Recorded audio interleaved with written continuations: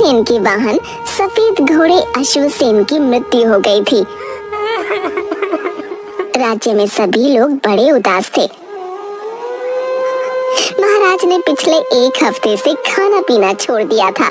उनका कहना था कि मुझे एक ऐसे वाहन की तलाश है जो कि सबसे अलग और विशेष हो, जिसके गुणों को देखकर लोग आश्चर्यचकित हो जाएं और जिसकी शक्ति को देखकर दुश्मन की सेना घबराकर कांपने लगे। राज्य में सभी लोग अपने द्वारा प्रशिक्षित जानवरों को लेकर महाराज के पास आ रहे थे, लेकिन महाराज को कोई भी जानवर पसंद नहीं आ रहा था। जब उसकी सूचना परी लोक तक पहुंची, तो परियों की रानी ने अपने मित्र गरुड़ से इस बात की चर्चा करते हुए कहा, प्रिय मित्र गरुड़, महाराज चतुरसेन एक बड़े ही योग्य, बुद्धिमान और बहादुर राजा हैं, जो कि मुसीबत की घड़ी में सबकी मदद करते हैं। पिछले दिनों उनके वाहन सफेद घोड़े की मृत्यु के पश्चात वाहन की तलाश में उन्होंने खाना पीना छोड़ दिया है और वो बहुत कमजोर हो गए हैं। उन्होंने कई बार मुश्किल घड़ी में परी लोग की सहायता की है। मुझे समझ नहीं आ रहा कि हम उनकी मदद कैसे कर सकते हैं।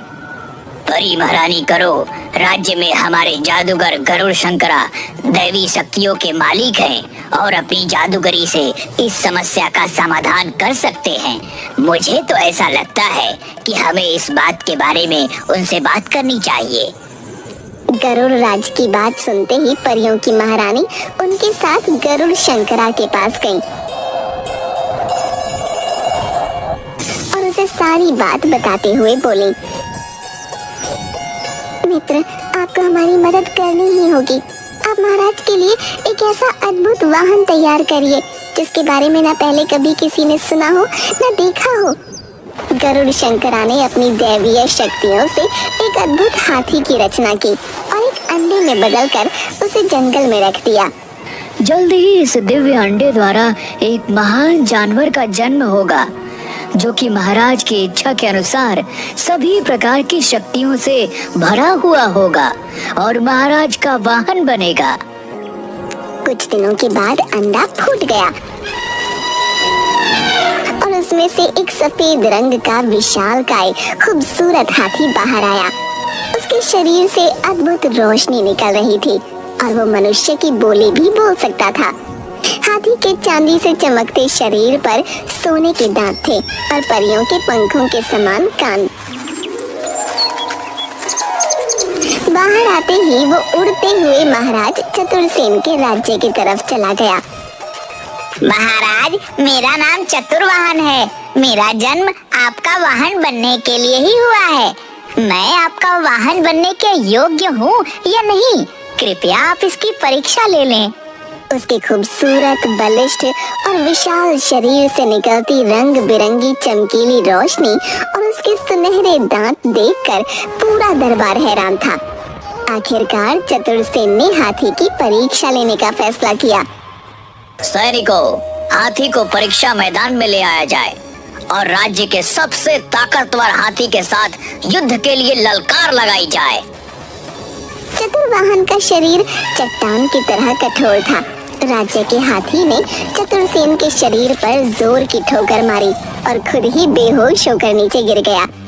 चतुर्वाहन ने अपनी सूंड उठाकर महाराज का अभिवादन किया और अपने पंखों जैसे बड़े कानों को हिलाता हुआ उड़ने लगा। मैं ऐसे नहीं मानूंगा। मेरा वाहन बनने के लिए और परीक्षा देनी होगी। सेनापति, चतुर्वाहन का मुकाबला करने मैदान में खतरनाक शेरों को भेज दिया जाए। चतुर्वाहन शेरों को देखते ही नीचे उतरा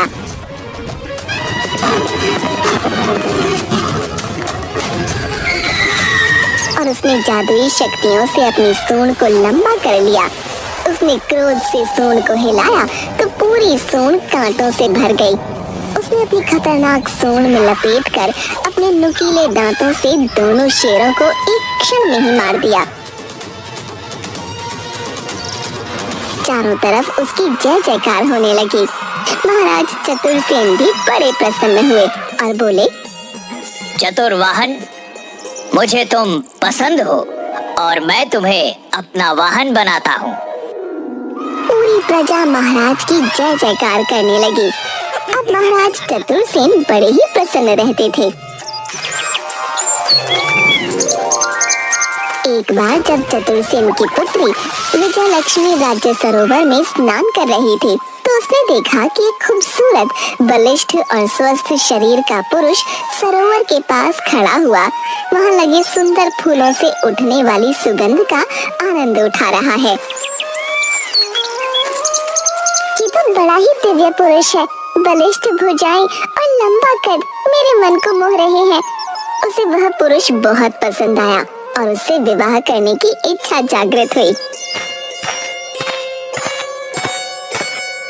कि दिव्य और राजकुमार की तरह दिखने वाले बलिष्ठ पुरुष, तुम कौन हो और राज्य सरोवर के पास क्या कर रहे हो?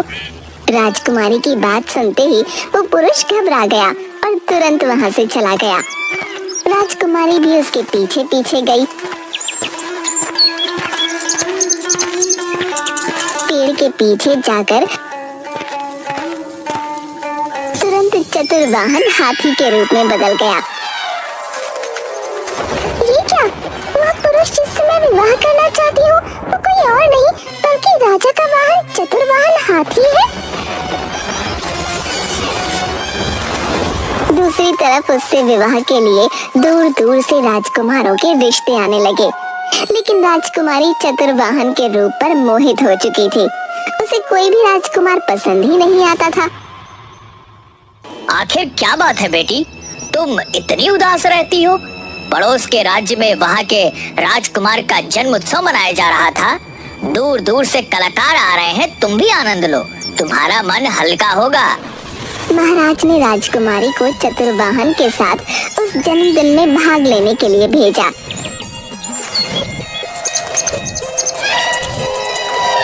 कुछ दूर जाने के बाद जब वो राज्य से बाहर आ गए तो राजकुमारी ने चतुर्वाहन को रुकने के लिए कहा।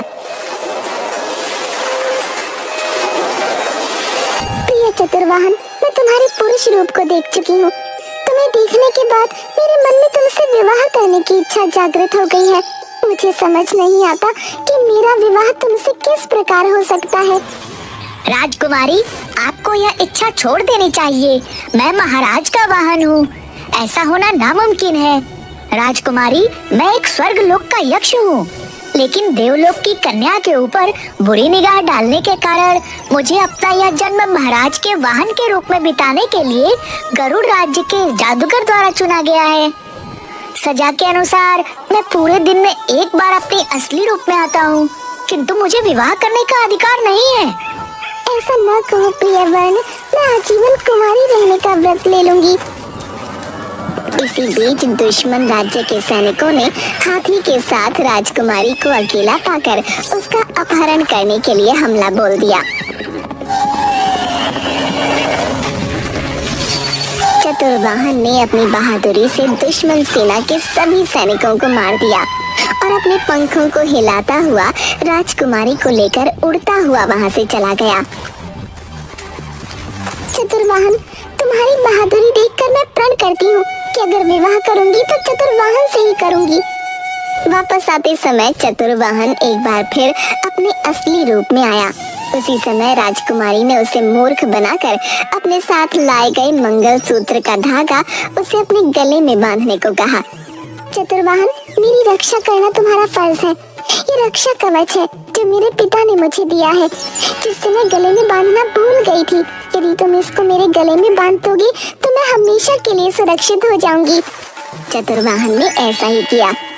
ऐसा करते ही जादूगर चतुर्वाहन के सामने प्रकट हो गया और बोला, चतुर्वाहन, तुमने श्राप होने के बावजूद भी राजकुमारी से विवाह करने की गलती करी है।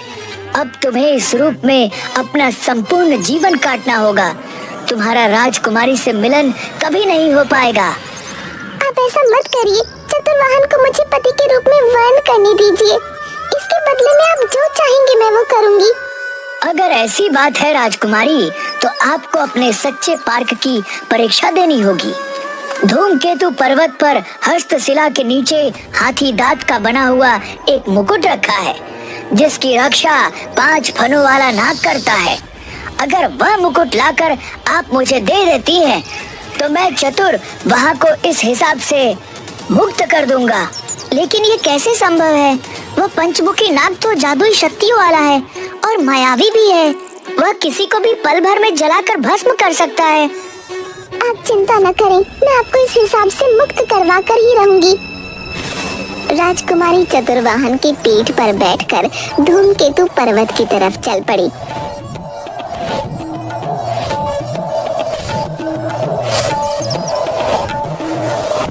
राजकुमारी, हम पर्वत पर तो पहुंच चुके हैं। इसके आगे मैं नहीं जा सकता।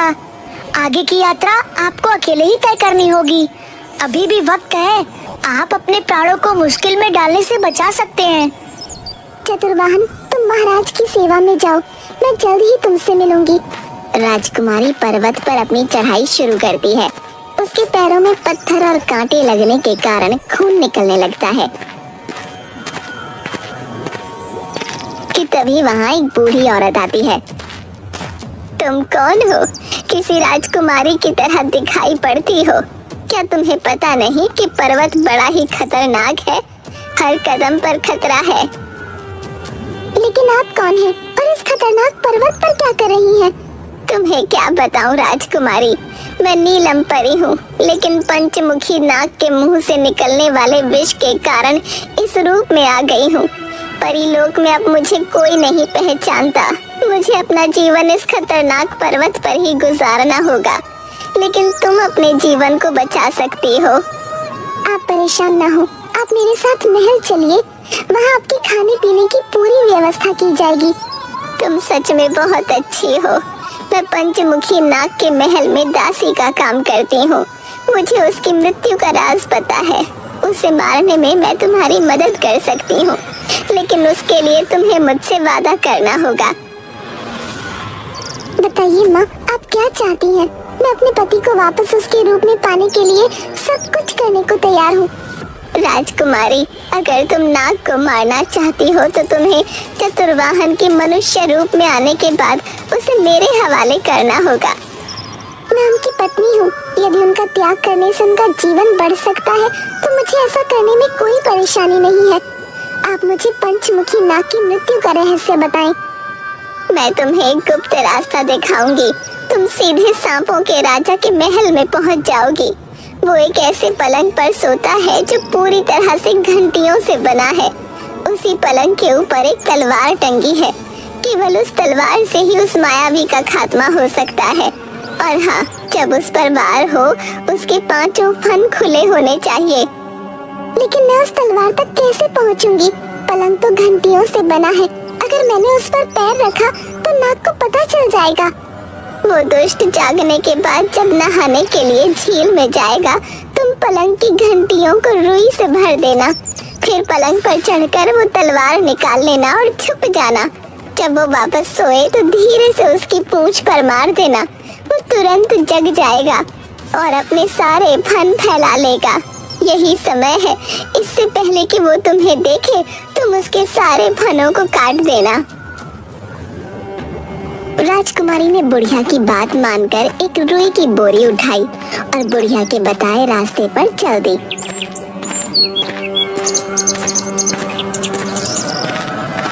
वहाँ उसने वही किया जो बुढ़िया ने उसे बताया था।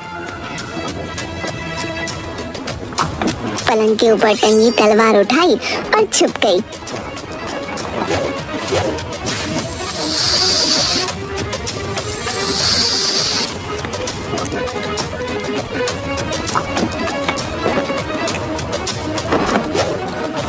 उसने सांप की पूंछ पर वार किया। फिर सांप के जागते ही एक ही झटके में उसके 5 सर काट दिए।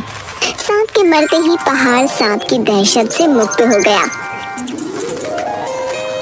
अब मुझे बिना देर किए जादूगर को हठी दांत का मुकुट दे देना चाहिए। राजकुमारी जल्दी से जादूगर के पास पहुंची।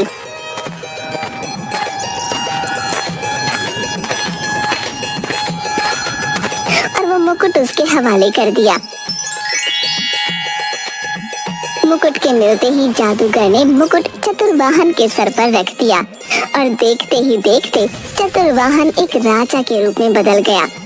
राजकुमारी, तुमने मुझे मनुष्य रूप में तो बदल दिया, लेकिन मैं तुम्हारे पिता के साथ अन्याय नहीं कर सकता। वह मुझ पर बहुत विश्वास करते हैं। मैं सदैव उनके वहाँ बनकर रहना चाहता हूँ।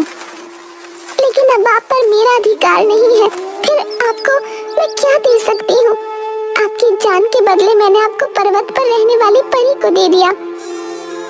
राजकुमारी की बात सुनते ही वहाँ पर परी प्रकट हुई और बोली, राजकुमारी, मैं तुम्हारे प्रेम की परीक्षा ले रही थी। तुम और चतुर्वाहन दोनों ही अद्भुत हो। चतुर्वाहन का महाराज के प्रति प्रेम देखकर मैं तुम दोनों को चतुर्वाहन के प्रतिरूप में एक दूसरा हाथी देती हूँ, जो चतुर्वाहन की तरह ही पूरी भक्ति से महाराज की सेवा करेगा। राजकुमारी महाराज को सारी बात बताती है। राजकुमारी के प्रेम और चतुर्वाहन की ईमानदारी से महाराज बहुत खुश होते हैं और धूमधाम से राजकुमारी का विवाह चतुर्वाहन के साथ हो जाता है और उसे राज्य का सेनापति बनाया जाता है। वो राजकुमारी के साथ उसके पति के रूप में खुशी खुशी जीवन बिताने लगता है।